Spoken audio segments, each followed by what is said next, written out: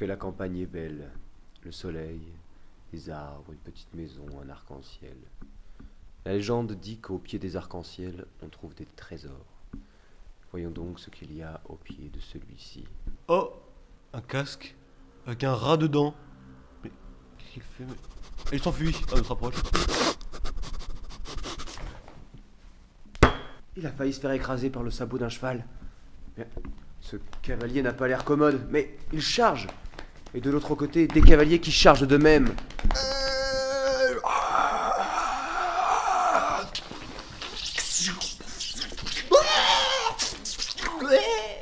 La bataille fait rage. C'est la guerre de 100 ans.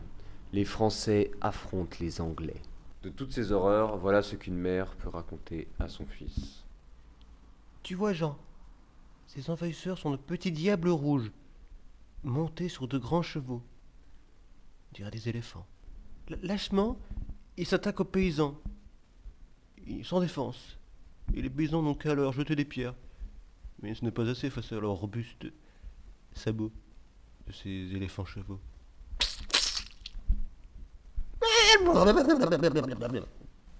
Ils nous volent nos poules et nos dindons. Il y a les Anglais, les Français, les pires. Les pires sont les Bourguignons. Ils profitent de la guerre pour faire des prisonniers. Ils s'en servent de marchandises. Et ils dépensent leur putain dans d'infâmes orgies. Le dauphin se terre. Mais un jour, il sortira de l'ombre pour bouter les Anglais et nous sauver. Prise par son récit, la mère voulut se découper une tranche de pain. Elle éleva le couteau et se rendit compte que ce qu'elle s'apprêtait à trancher était son petit bébé. Oh, mais tu ressembles comme 2 gouttes d'eau à un pain. À ce moment, des bruits venus de l'extérieur vinrent la distraire. Elle sortit la tête par la fenêtre.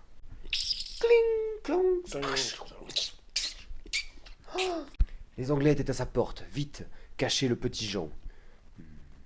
Bien sûr, le four à pain, il y passera totalement inaperçu.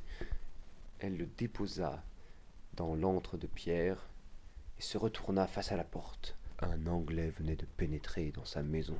Le couteau. Elle se saisit du couteau à pain et se retourna courageusement vers son agresseur. Celui-ci lui trancha le bras et se jeta sur elle, sous les yeux de son fils Jean. Laissez-moi.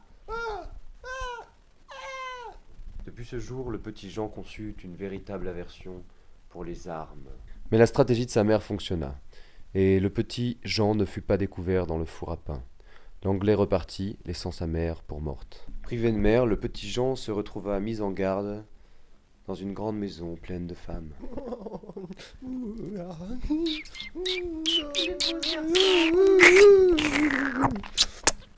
Ce qui n'était pas pour lui déplaire. Et Jean n'était pas tout à fait seul au monde, car en plus de ses femmes, il avait une amie dans le village, qu'il connaissait depuis sa plus tendre enfance, depuis qu'il était un bébé encore dans ses langes. Elle s'appelait Jeanne, elle avait le même âge que lui, et un caractère assez différent. Là où Jean passait son temps à dessiner, elle égrenait des chapelets et récitait des prières. Elle montait à califourchon sur Jean et l'emmenait faire la guerre dans des contrées fabuleuses. Croisade. Un de ses jeux favoris était de courir après les poules. Jean passait ensuite des heures à consoler les pauvres bêtes. Jeanne avait une autre marotte. Elle pouvait passer des heures, les yeux braqués sur une des fenêtres des étages supérieurs de la maison de Jean. Les gens lui demandaient « Mais qu'est-ce que tu fais ?» Et Jeanne lui disait, se retournait vers lui en disant « Chut !»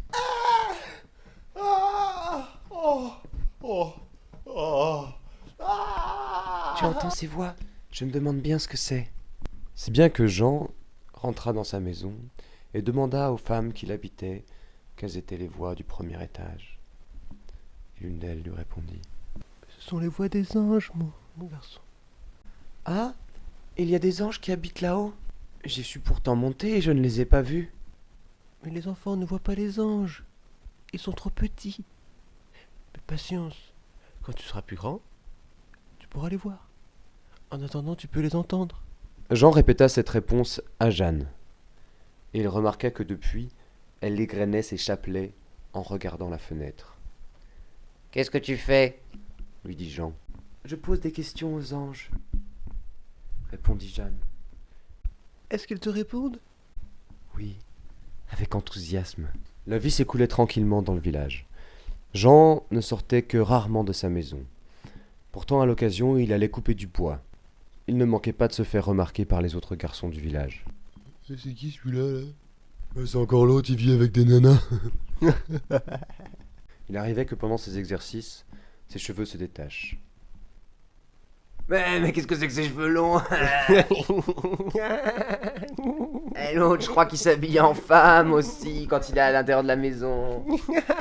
Mais Jean n'y prêtait aucune attention. Et d'un geste mesuré, il réattachait ses cheveux. Mais un jour arriva dans le village un étrange personnage.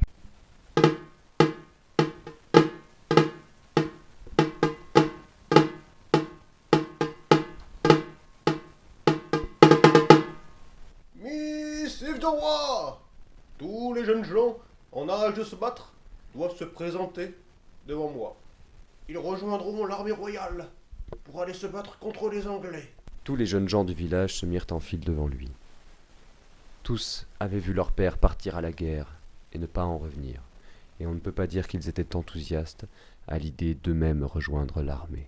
Et à l'autre bout du village, sur le petit chemin de terre, une femme fit son apparition, une femme telle qu'on n'en avait jamais vue dans ce village, grande, blonde, portant haut sa robe. Elle s'approcha et tout le monde avait les yeux fixés sur elle. Quelle ne fut pas leur surprise lorsqu'ils s'aperçurent que cette femme, c'était Jean. Jean vint se planter juste devant l'envoyé du roi. Il était grand, il se tenait droit et portait fièrement sa tête. Il voyait que l'employé du roi ne savait pas trop où se mettre et qu'il n'osait pas le regarder dans les yeux. À la fin, il sentait bien qu'il devait dire quelque chose, alors il tenta une plaisanterie. Qu'est-ce que c'est que ça? Ah! Une femme dans l'armée française? Mais quand les Anglais feront du vin? Les adolescents du village, contents de voir la tension retomber, rièrent de bon cœur avec lui.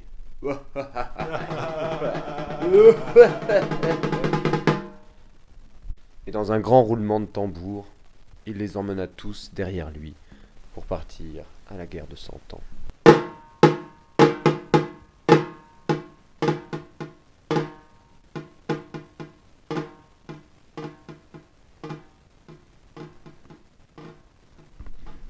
Et tandis qu'ils s'éloignaient, ils furent nombreux à se retourner et à regarder Jean resté seul sur la place du village. Lui n'allait pas à la guerre, et bien que ne voulant pas le reconnaître, ils l'enviaient tous un peu.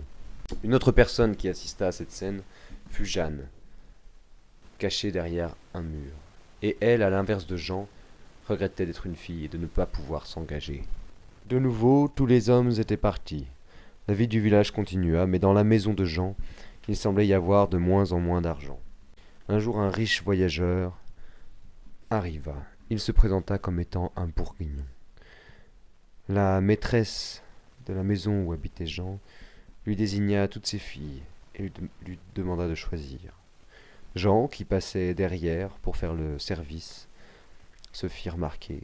Il fit drôlement saliver le bourguignon, qui le désigna sans hésiter de son gros doigt. Moi? Mais je... Et le bœuf insista, ce serait Jean ou personne d'autre. Alors la mère Maquerelle prit Jean à part et lui expliqua qu'ils n'avaient pas eu de clients depuis longtemps et que c'était leur seule chance de gagner un peu d'argent. Le bœuf bourguignon emmena Jean sous son épaule jusqu'à l'étage supérieur. En partant, la mère lui glissa. Je crois que tes ailes ont poussé pour aller voir les anges. Et effectivement,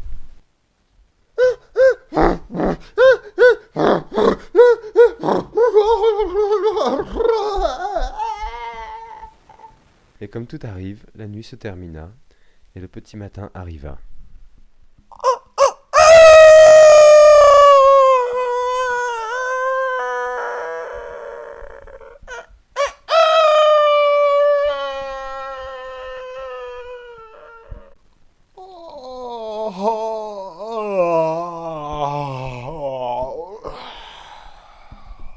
Jean se réveilla seul dans le lit, à côté d'une petite montagne de pièces d'or. Le bœuf bourguignon avait apprécié sa prestation. Mais il ne perdit pas une minute, il se leva et en courant descendit des escaliers. Jeanne, Jeanne, il faut que je te dise, j'ai découvert ce que c'était que la voix des anges. Oh, Jeanne, c'est merveilleux. Mais Jeanne, mais où es-tu? Jeanne était partie, elle lui avait laissé une lettre sur le haut de son lit. Cher Jean, cette nuit encore, j'ai parlé aux anges. Je leur ai demandé si je devais partir pour servir la France. Ils m'ont répondu oui. Je leur ai demandé ce que je devais faire. Ils m'ont répondu que je devais mettre le dauphin sur le trône. Eh bien voilà, je suis parti. Cher Jean, je te souhaite une longue et belle vie. Ta Jeanne. Gros bisous. Au revoir. Ainsi donc Jeanne était partie pour réaliser son rêve, mettre le dauphin sur le trône de France. Dans le prochain épisode, vous pourrez découvrir Jean qui crée un bordel ambulant et Jeanne qui renverse le siège d'Orléans.